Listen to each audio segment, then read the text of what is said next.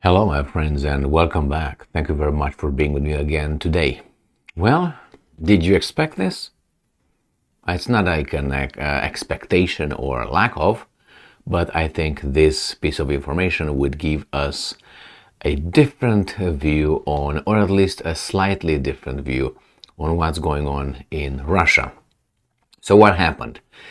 Prigozhin, with about 30 of his commanders, met Vladimir Putin after the mutiny. About 5 days after the mutiny, they were invited at the Kremlin. Prigozhin and the mutineers, the 30 commanders, and spoke with Putin for about 3 hours. Now, what's going on here? I didn't think, but according to these guys here in the West, those guys wanted to destroy Putin. Well, the guys on the other side said, oh no, actually they had a problem with the two commanders, Shoigu and Gerasimov, the generals, because they destroyed, according to the Wagnerites, shot their positions, shelled their positions, and therefore they went to Rostov-on-Don and took over a garrison over there of the Russian army, military. And they say, oh my God, this is the mutiny, they want to come and march and kill Putin. It was never about that, according to the guys, which is Prigozhin and everybody else around him, that I could listen to or read about. They said, no, we have a problem with the elite in Moscow, plus the two generals, not with Putin. They, on the contrary, they said, we want to go and help Putin. Well, anyway, but the fact is, I have here four articles three articles. And these three articles will talk about this meeting between Putin in the Kremlin and these guys who wanted to kill him, according to the free mass media in the West, the corporate media, the ones that we should trust. So here is the first one, and this comes from Ukrainska Pravda. So it is from today, July 10th, 2023. Prigozhin met with Putin in Kremlin after Wagnerites' mutiny. So how is this possible? I mean, if that were true, that was about this guy on the right here killing the other guy on the left, then you wouldn't have this meeting. And this guy would take care of this guy. The one on the left take care of the right, the guy on the right. So it says here that Western intelligence sources say that Evgeny Prigozhin has been to Moscow and met with Russian dictator Vladimir Putin on July 1st. Well, the thing is not only that, but also the Russians themselves come and say, we go to the next article, Reuters, Kremlin says mercenary chief Prigozhin met Putin after rebellion. Oh, this is again from today, July 10th, 2023. And it says the Kremlin said on Monday, which is today, that Russian President Vladimir Putin met with Wagner mercenary chief Yevgeny Prigozhin on June 29, 5 days after the group marched towards Moscow in a short-lived rebellion. You see? First, it's interesting that now Yevgeny Prigozhin returned to the name of mercenary. He was rebellious, called yesterday or the day before. In other words, now they say march towards Moscow in short-lived rebellion. It could be implying that came to, who's in Moscow? Putin, not Shoigu. So they just try to divert it. Now, these guys say the Kremlin spokesman, Dmitry Peskov, told reporter that Putin invited 35 people to the meeting, including unit commanders, and that it lasted 3 hours. The Wagner commanders told Putin they were his soldiers and would continue to fight for him. Peskov said, okay, this is Peskov, according to him. So let's go to the Russians and see what they say about the whole thing. After all, it happened in Russia and not in Washington, D.C. Kremlin says Putin held meeting with Wagner Group commanders. So, Russian President Vladimir Putin held a meeting on the Kremlin, and for the events of June 24th. So they met on June 29th, 5 days after the whole thing. And I'm quoting, "Indeed, the president had such a meeting. He invited 35 people to it, all group commanders and company management, including Prigozhin. This meeting took place in Kremlin on June 29th and lasted almost 3 hours," Peskov told a briefing. The details of the meeting are confidential, but both Putin and Wagner commanders gave an assessment of the June 24th event, the spokesman said, and I'm quoting, "The only thing we can say is that the president, Putin, gave an assessment of the company's actions at the front line during the special military operation, and also gave his assessment of the events of June 24th. Putin listened to the explanations of the commanders and offered them further employment options." End quote.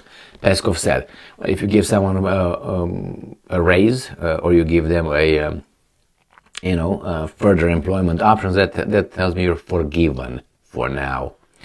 Commanders of Wagner told Putin they are his staunch supporters and are ready to continue fighting for Russia, the spokesman concluded. On June 23rd, forces of Wagner Group seized the headquarters of Russia's southern military district in the city of Rostov-on-Don, following accusations leveled against the Russian Ministry of Defense, Shoigu, and Gerasimov for allegedly striking the group's camps.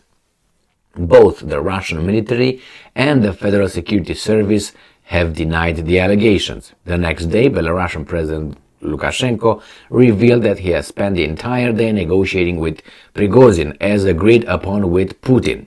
As a result of the talks, the Wagner Group leader accepted Lukashenko's proposal to stop the movement of his troops in Russia and take measures to de-escalate the situation.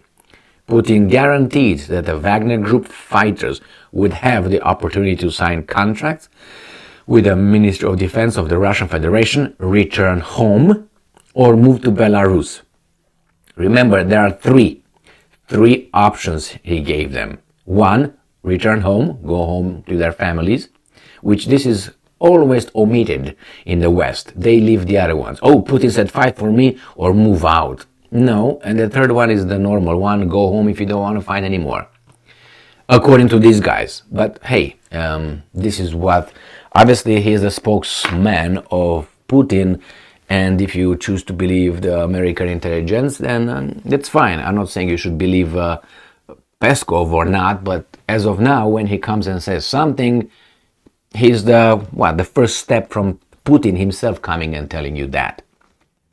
And I think Putin also said that in the televised. I don't think. I know actually. I remember.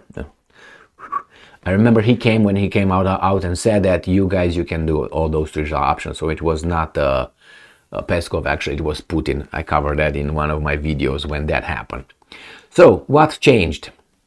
Well, that means that Putin, in my assessment, will not eliminate Prigozhin. Obviously, he went over there. He had the courage to show up in the Kremlin. Secondly, must be something else over there. Much more than these guys are letting us know. I mean, you invite those guys to show up, and those guys show up. That means they were not afraid they will be simply butchered over there. That's one thing. Or you're not afraid that these guys are not going to show up and are going to continue. So it's like they trusted one another. Thieves, criminals, however you want to call them, they trusted one another. Because these guys came over there, what guarantees you have? Just a word of Putin, I will not kill you when you come to the Kremlin. And as of now, we don't know if he did or not, but nevertheless, we're going to find out. I think they're still alive. So that's trust. Now these guys then came over there, and Shoigu and Gerasimov did not do anything stupid, like come over and Red Rover. If that would be a war between Shoigu, Gerasimov, and Prigozhin. Prigozhin, just to start with this, with his 25,000 people or 50,000 people over there that he has, is no match for the Russian military. The fact that they took over 20 people over there in the Rostov-on-Don doesn't mean if they want, they can take Russia. That's just these guys is Hollywood movie, okay? Don't get into that. So Prigozhin knows that. They need one another. Prigozhin has no way or no place to go. Where is he going to go? Immigrate to Israel? Or what? Seek refuge in the United States of America? Or where? In London? What is he going to do? So if he's going to come here, it's too fast of a move. People will say, wait a minute, yesterday he was a criminal and a mercenary, and right now we protect him. What does that mean? Maybe he's an agent or something? No, he can't be. So anyway, the fact is, it's a little bit of a love fest over there in between these guys. I tell you, don't go over there when someone you know is gonna take care of you. I mean, you get him over there, and then it's Putin with Wagner, and the military stay put. Interesting. I thought that Putin was a little bit more. How should I put it? I thought that Putin had. I don't even know if he still has them. Some bad thoughts about Prigozhin, which means, little by little, I'm going to take care of you. Or those guys came over there in the Kremlin and bent the knee, as those Peskov said, we are your staunchest supporters and so on, which is, don't kill us, we're going to continue, following you and be under your little thing. Otherwise, remember, Wagner has a lot of people in Africa and other locations. So Putin will have to make sure that he can control these guys, or maybe it was something that we didn't find out yet. We don't know yet.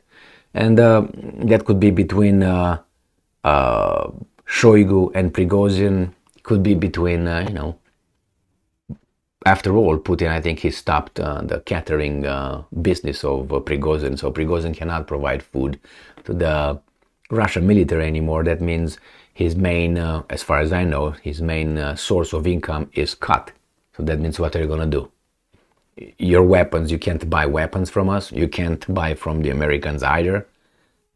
We're not going to support you anymore. So you're going to be slowly dying. I'm not crying for Prigozhin because I'm pretty sure he's got his millions or maybe billions. But those things, again, can be frozen, can they? I mean, we learned the free world. They do it that way. So if Putin would copy the free world, which is a great thing, right? Get their values, then Prigozhin is just destroyed. But Prigozhin was always at Putin's right here when he wanted to do whatever. You're not strong enough. You're just a military private company. You don't produce weapons. You can bring weapons in. You depend on the Russian military.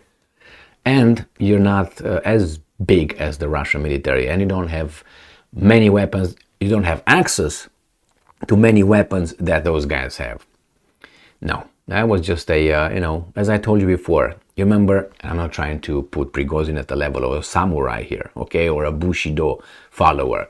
But if you remember, in feudal Japan, samurai used to, request his seppuku or harakiri from his daimyo, from his lord, in order to show the daimyo that, you're doing something wrong, these guys want to do something to you and you don't listen to me. In protest to that, please allow me to show you that I trust or I believe so much in these convictions. I have these convictions that I'm eager to just, you don't listen to me, you're gonna die, let me die before.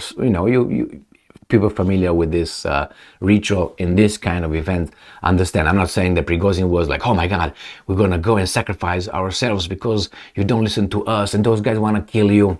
Well, that could be a parallel, very far parallel. But anyway, thank you very much for being with me again today. Prigozhin is going to survive a little bit longer than I expected. I thought that Putin is going to have him have an accident or something, which is not impossible because he's got the security forces and other interests. Like in the United States of America, you have certain institutions that sometimes function independently from the head guy, the big guy, big man, big guy. Stay strong, stay smart, look for the truth, and be just.